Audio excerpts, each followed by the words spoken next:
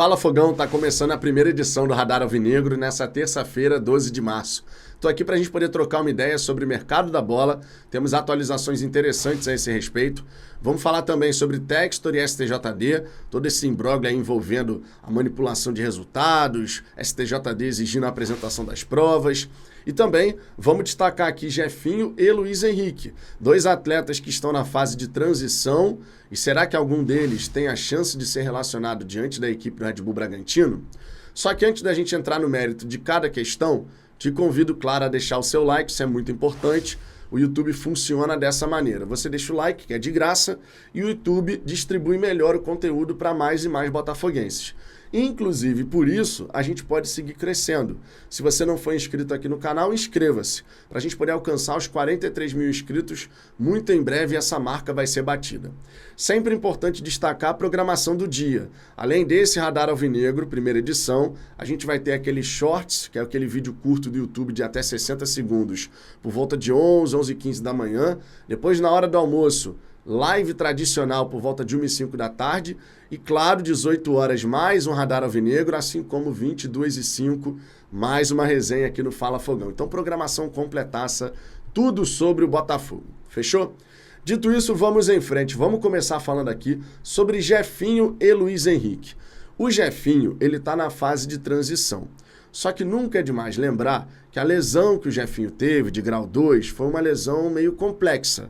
Porque, na ocasião da lesão, você lembra, ele tentou sair caminhando e não conseguiu. Teve que ser amparado. Diferente da situação do Luiz Henrique, que teve uma lesão grau 2 na panturrilha, mas conseguiu caminhar numa boa. Isso porque lesão grau 2, ela é categorizada dessa maneira quando afeta de 5% a 50% da área do músculo. Ou seja, é uma variação muito grande. Uma pessoa que teve uma lesão grau 2 na casa de 40% afetando a área do músculo vai ser categorizado da mesma forma que um outro atleta, uma outra pessoa que afetou 8%. Então, naturalmente, você pode ter tempos distintos de retorno aos gramados. Vale destacar também que o Jefinho teve uma lesão músculo-tendínea, então pegou duas estruturas, enquanto o Luiz Henrique teve uma lesão muscular, certo? O Luiz Henrique está se aproximando do retorno, deve voltar antes, inclusive. Já o Jefinho, o Botafogo tem toda uma cautela, justamente porque esse período parado pode gerar desequilíbrios musculares e, com isso, você pode ter lesões. E, claro, você não tem que pensar no retorno do Jefinho só para uma partida, você tem que pensar no retorno tanto dele quanto do Luiz Henrique para toda uma temporada. A gente vai ter aí daqui a pouco a terceira fase da Copa do Brasil, fase de grupos da Libertadores, assim espero, Campeonato Brasileiro, e a gente precisa desses atletas 100% recuperados. Ou seja, para esse confronto diante do Red Bull Bragantino, o Jefinho não vai ser relacionado. O Luiz Henrique, eu já acredito que talvez possa acontecer. Vai depender, claro, da maneira como ele tiver se sentindo e treinando nesse momento que antecede esse confronto tão importante. Vamos aguardar porque, de repente, hoje a gente vai ficar sabendo quais são os atletas que vão para jogo diante do Braga, não é verdade? Agora, seguindo em frente e falando sobre John Textor e STJD, o Textor foi intimado, digamos assim, pelo STJD a apresentar as provas em até 3 dias úteis. Isso aconteceu na sexta-feira, portanto, até quarta-feira dessa semana, amanhã, o Textor precisa apresentar as tais provas. Mas o John Textor, apoiado pelos seus advogados, logicamente, já deu uma resposta deixando claro que não é competência do STJD ficar se metendo nessa história. E eu vou trazer aqui algumas passagens importantes do documento que o Textor mandou, dizendo que é ilegal a Justiça Desportiva exigir exibição de provas de corrupção. Vamos trazer aqui alguns trechinhos, tá?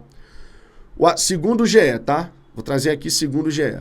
O acionista da SAF do Botafogo argumentou que o STJD não tem competência para atuar no caso.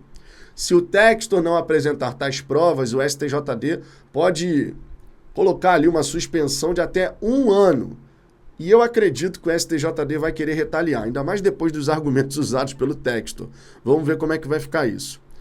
Mas olha só, a defesa elaborada pelos advogados do norte-americano explica que ele está reunindo evidências para, em cerca de 30 dias, prestar maiores esclarecimentos aos torcedores do Botafogo acerca de acontecimentos ocorridos no último campeonato, o que inclui a conduta de determinados árbitros. Além disso, deixa claro que investigação criminal é de competência de justiça comum.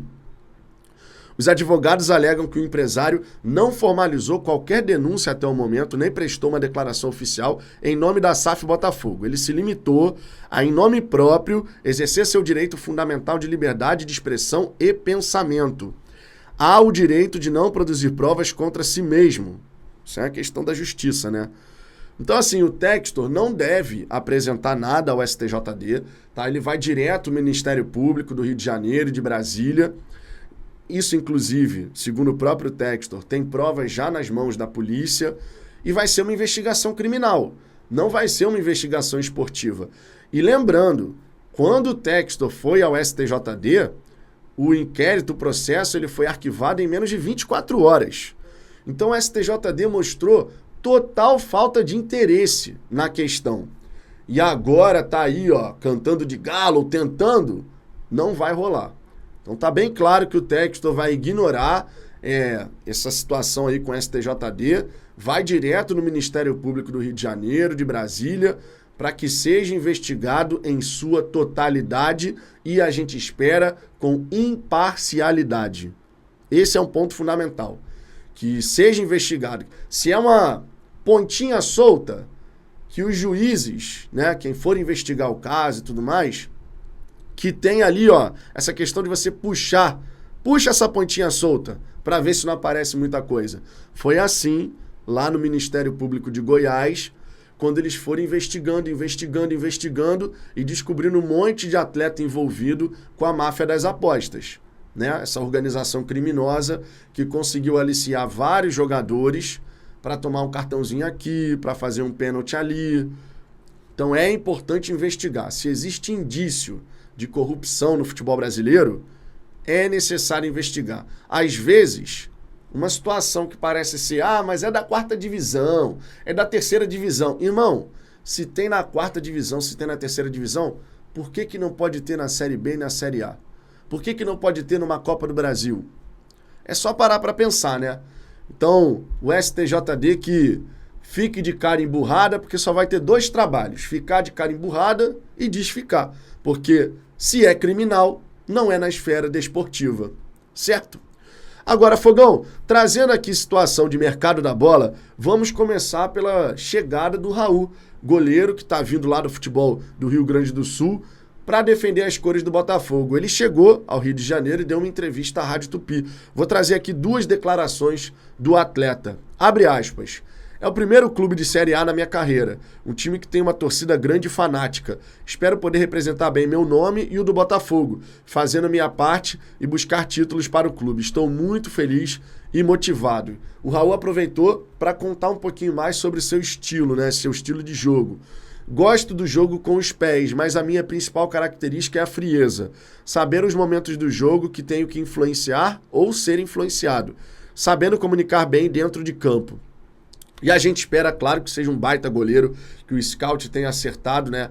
Porque ele pode estrear até no próximo fim de semana. Na Libertadores não tem como, porque o prazo de inscrição já está encerrado há bastante tempo, mas ele pode jogar no fim de semana diante da equipe do Sampaio Corrêa. Nunca é demais lembrar que o Raul vem em ritmo competitivo, né?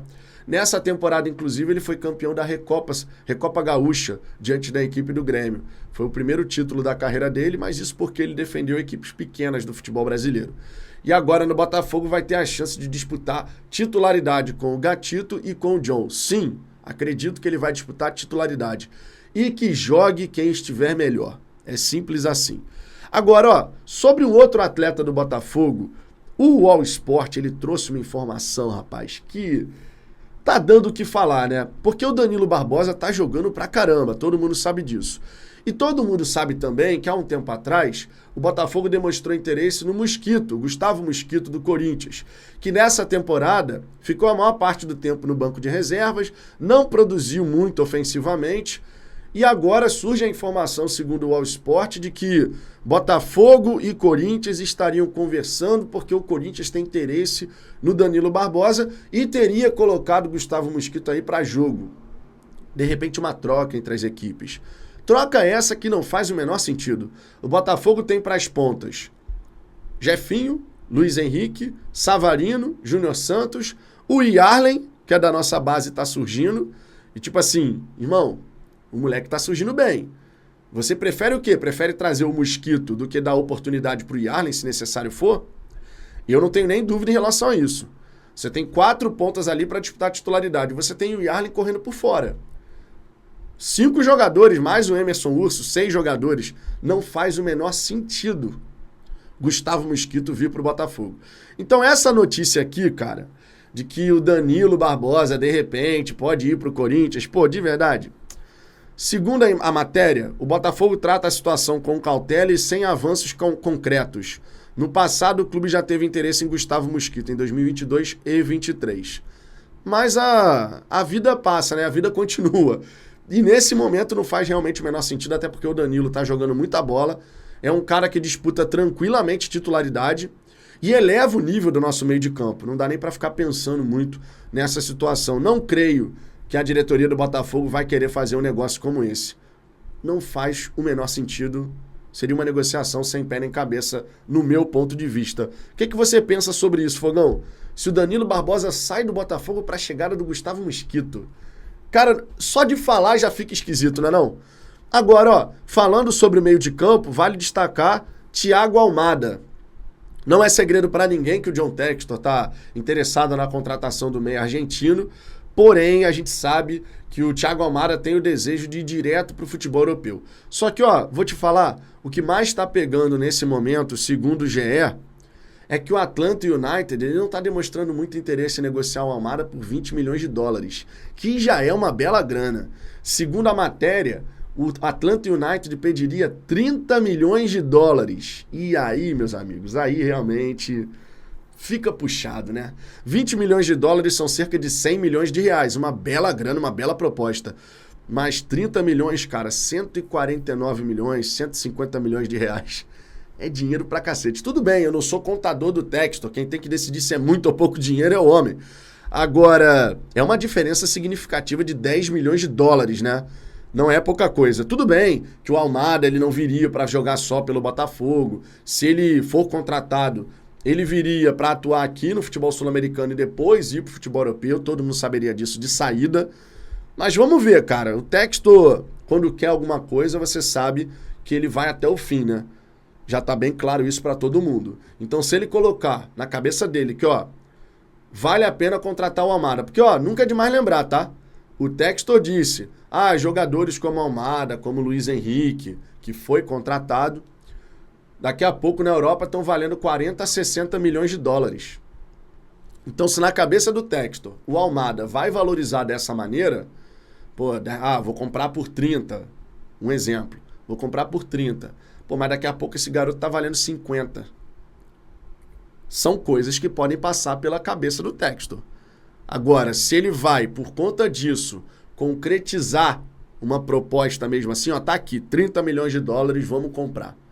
Aí só o tempo vai dizer. Mas o Atlanta United não vai fazer jogo fácil não, tá? Pelo contrário, vai ser jogo duro. Jogo duro mesmo. Porque é um atleta muito talentoso, é um cara realmente muito bom de bola, e o Atlanta United sabe que ali ele tem uma joia para fazer muita grana. Então, tem que chegar no denominador comum. Se o Atlanta tá querendo 30 e o John já sinalizou com 20, quem sabe aí o meio do caminho? Quem sabe? Será? Vamos aguardar o desenrolar dessa história, até porque essa contratação seria somente para o segundo semestre, para a janela que abre no dia 10 de julho. Eu torço para que seja contratado, porque realmente seria um baita reforço. E você, Fogão? Não vou ficar preocupado com grana. Quem tem que decidir isso é o Textor, não é verdade? Deixe seu comentário aqui embaixo, quero saber sua opinião sobre todas essas questões que foram apresentadas aqui nesse vídeo. E lembre-se, por volta de 11h15 da manhã, estou de volta com aquele vídeo curto, aqueles shorts aqui do YouTube. E na hora do almoço com a nossa tradicional resenha, por volta de 1h05 da tarde. Fechou? Um grande abraço e até daqui a pouco.